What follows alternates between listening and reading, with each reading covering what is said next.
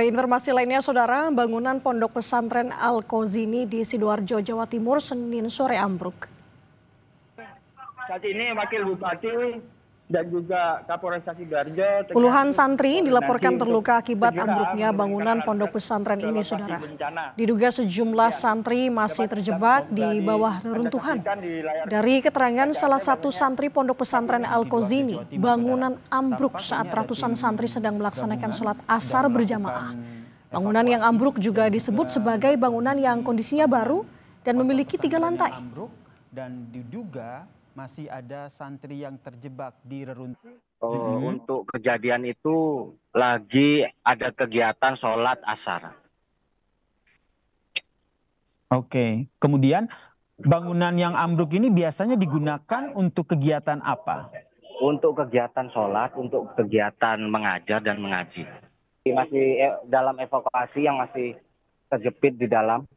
Kalau yang sudah diselamatkan ratusan, untuk kepastiannya masih didata sama santri-santri yang aktif, pengurus santri itu.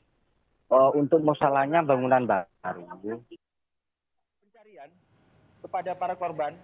Proses evakuasi terhadap korban bangunan ambruk ini terus dilakukan, Saudara. Wakil Gubernur Jawa Timur Emil Dardak langsung datang dan juga mengawal proses evakuasi. Emil memastikan proses evakuasi tidak berhenti sampai seluruh korban diselamatkan. Pemprov Jawa Timur juga telah mengirimkan sejumlah logistik untuk membantu proses evakuasi. Sementara Basarnas Surabaya terus melakukan proses evakuasi terhadap korban yang masih tertimbun bangunan pondok pesantren Al-Kozini. Sementara itu, Basarnas Surabaya terus melakukan evakuasi terhadap korban yang masih tertimbun bangunan pondok pesantren Al-Kozini. Kepala Kantor SAR kelas A Surabaya bilang proses evakuasi dilakukan dengan sangat hati-hati karena konstruksi bangunan yang dinilai miring. Dipastikan ada yang teriak-teriak di dalam, itu yang harus kita pastikan. Makanan, minuman terutama dan oksigen ini sudah disiapkan. Mudah-mudahan bisa segera kita berikan kepada anak tersebut dalam bentuk can supaya kesulitan bernapas bisa diatasi. Mohon geser ada.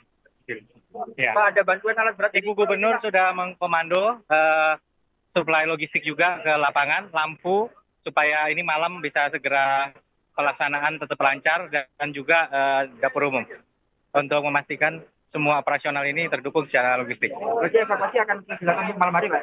Nggak berhenti sampai selamat ya. Kondisi bangunan yang runtuh ini, kemiringannya itu masih memungkinkan sekali untuk runtuh kembali. Kita menjaga itu, makanya hanya peralatan tertentu yang kita gunakan. Karena dengan peralatan yang menggunakan mesin yang membuat getaran itu kita singkirkan dulu. Kita menggunakan alat yang sederhana, tapi yang masih bisa digunakan untuk membongkar reruntuhan. Karena masih banyak sekali yang masih terdengar untuk menangis atau menjerit ya. Artinya mereka masih hidup. Wakil Gubernur Jawa Timur Emil Dardak, Saudara, juga mendatangi Rumah Sakit Siti Hajar Sidoarjo, Jawa Timur pada Senin malam menjenguk korban bangunan ponpes ambruk yang dirawat.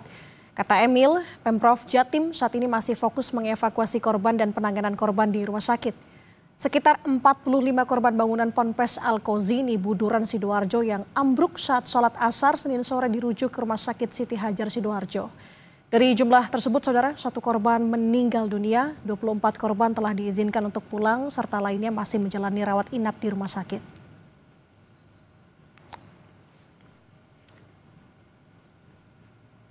Bupati Sidoarjo Subandi bilang bangunan